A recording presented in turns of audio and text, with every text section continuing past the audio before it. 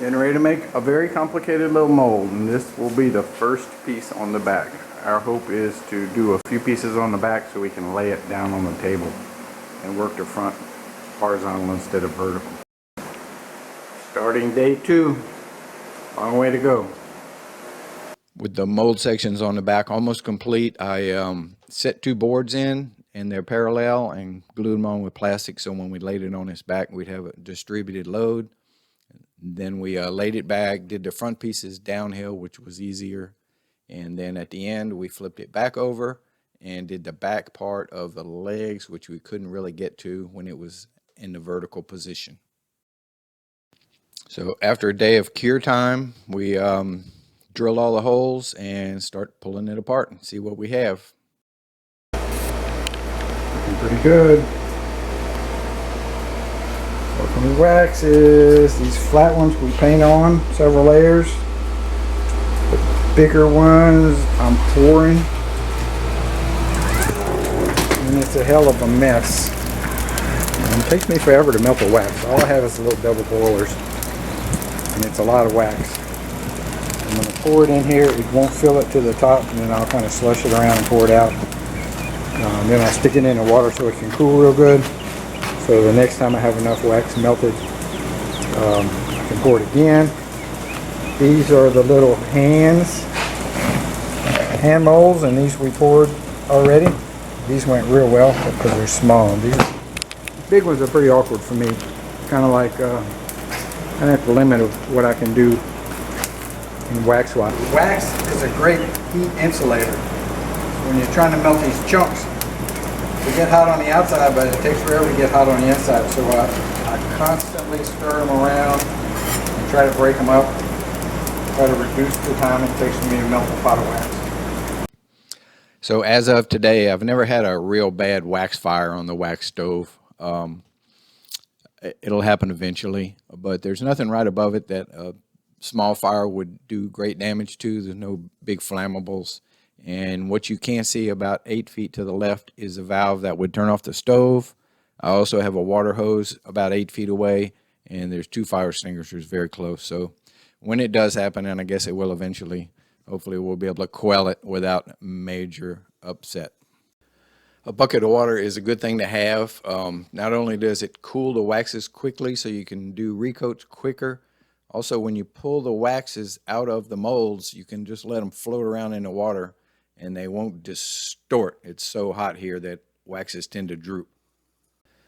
We did the waxes in the flat molds just like this. We just painted wax in, and then the 3D molds where the wax didn't come up high enough when I poured it, I'm catching the top part with the brush. It's an art. I'm terrible at it. My waxes are kind of marginal. Probably some of my viewers are thinking, boy, these guys, they know some stuff. They're doing some really cool stuff. And there's probably just as many, maybe more viewers out there that are thinking, geez, these guys are blockheads. This is so primitive. They should be doing this and they should be doing that. And you're probably both right.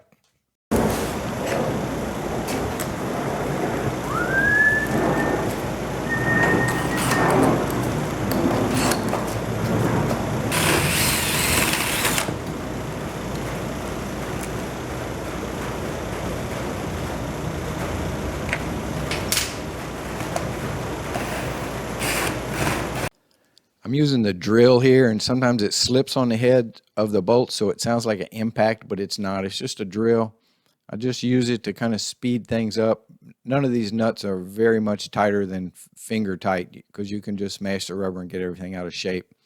But it is hard to screw the bolt through the 2 layers of rubber, so the drill just saves your fingertips from fighting with them and makes it a little quicker.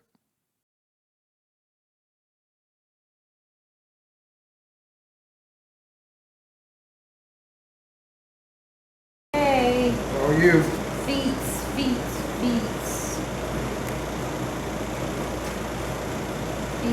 Dear boy, feet.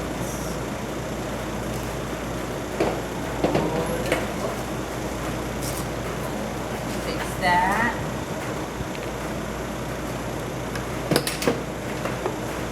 Here's the little girl's feet. Oh, they look pretty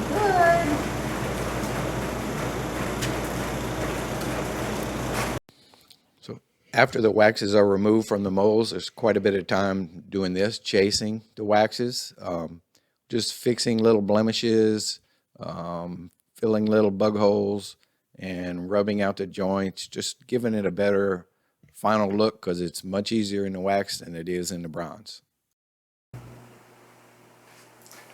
Okay, the waxes are all poured, and now is the part that is tough because there is no right or wrong. There is no book that will tell you what to do, how to tree them up so the bronze gets everywhere. For these flat pieces, this is the back of, this is both backs.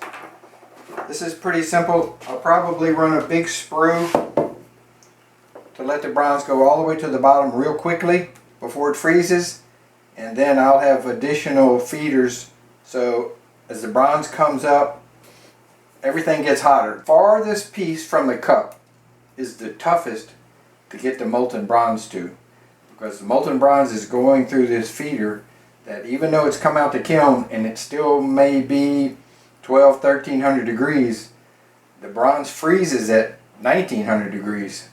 So the real challenge is the farthest point. So we use a big feeder, or I will use a big feeder. I will let it get to the bottom real quick and start filling up from the bottom. Now once you started pouring the bronze in here, you're heating everything back up. So the heat that this bronze at the bottom has lost is dissipated into the rest of the mold, so that as you go up it's easier as long as you have a big feeder that's not going to freeze. And then I'll probably put two of these back to back like this, and this helps because the more mass you have in the ceramic shell mold, the longer it keeps its heat, and the more compact you have it, you know, the heat stays in there better, so everything flows better. The limiting factor is you can only hang so much weight of wax and ceramic shell on one feeder. You get into structural issues that it might fall, and that's happened to me a couple of times. So the two back pieces, no problem. The board, the swing, I'll probably just stick on a cup, on a pour cup, and it'll pour easy. Now when I do the burnout, even though this is dry, there's still moisture in it, and it's going to want to expand, you know, when it starts getting hot. So I'll probably either drill or cut a bunch of holes in the unfired ceramic shell to reduce the chance of the shell breaking when the moisture is trying to get out of there. But as far as just removing the wood, it'll burn out without much problem. And then we have the little hands. The hands are easy. I'm going to pour from the top. Cut a hole. Yeah, I cut a hole in the hands. This is where the rope will go so it won't show. And this is so when I dip and the ceramic shell has a place to come out, instead of just holding, and then I'll have to hold the mold upside down to get the ceramic shell out, the liquid part. So I'll probably pour one of these on a cup just because they're so compact.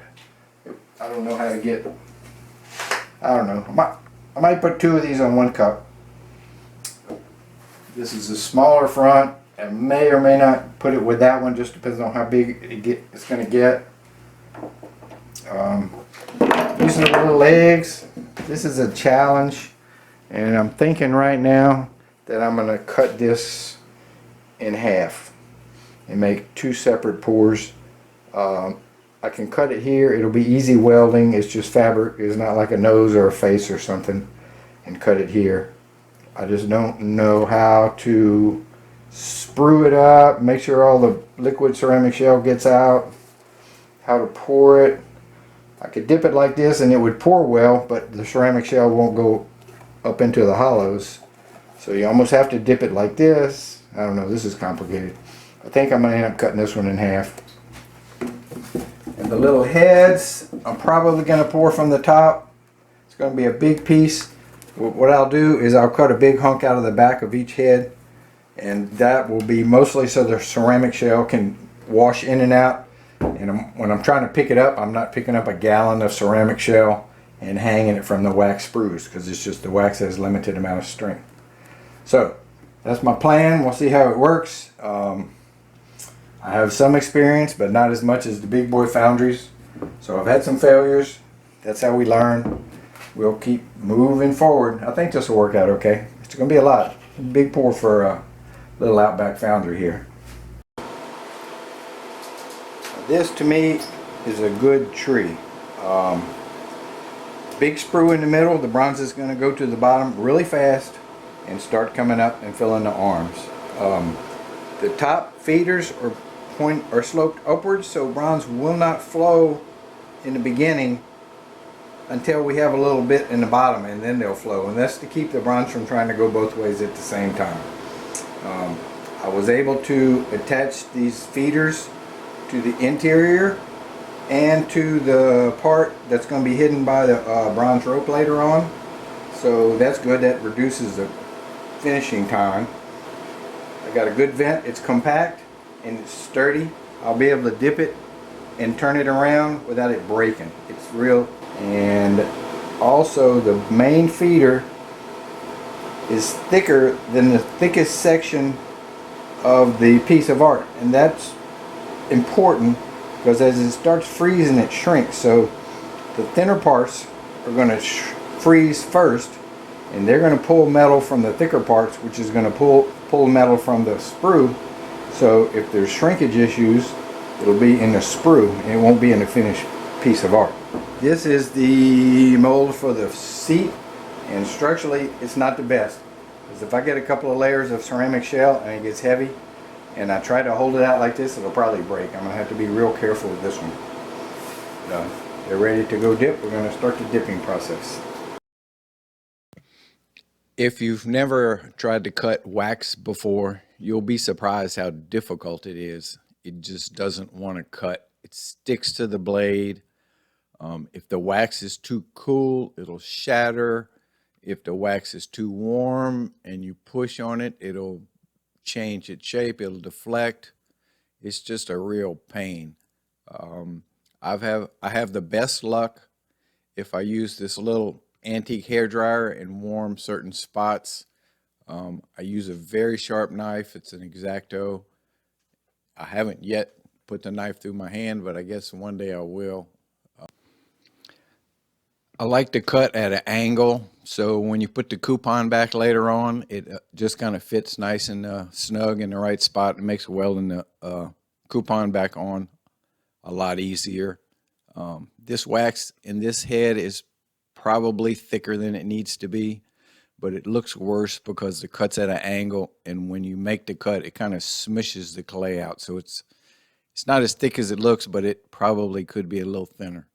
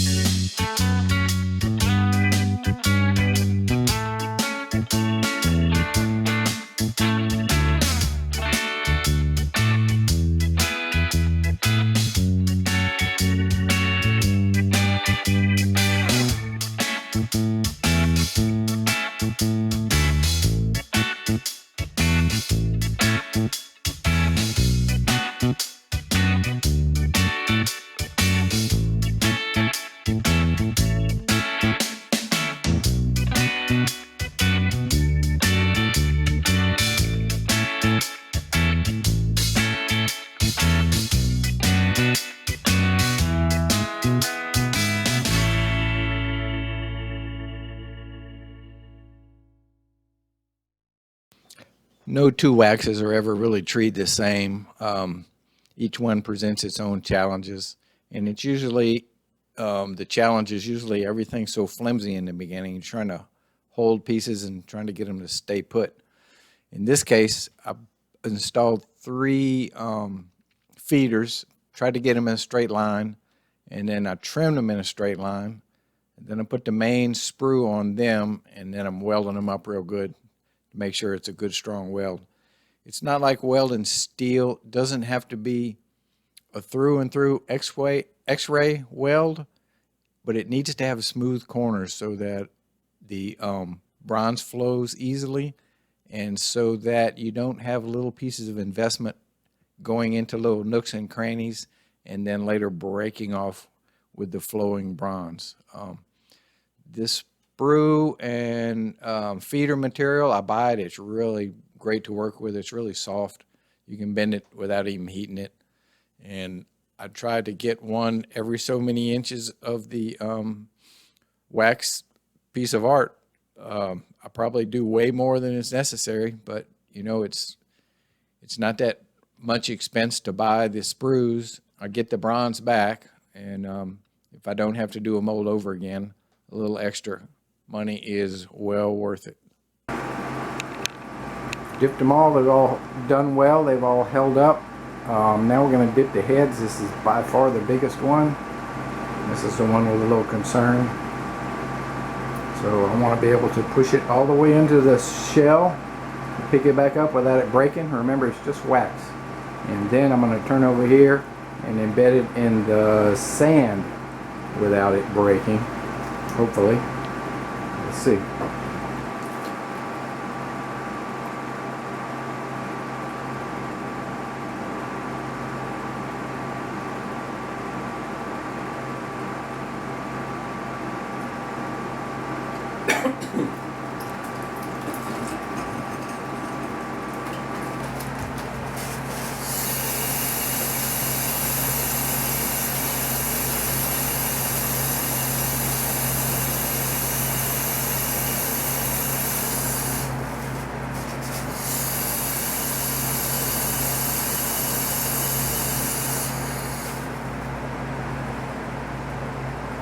Beautiful.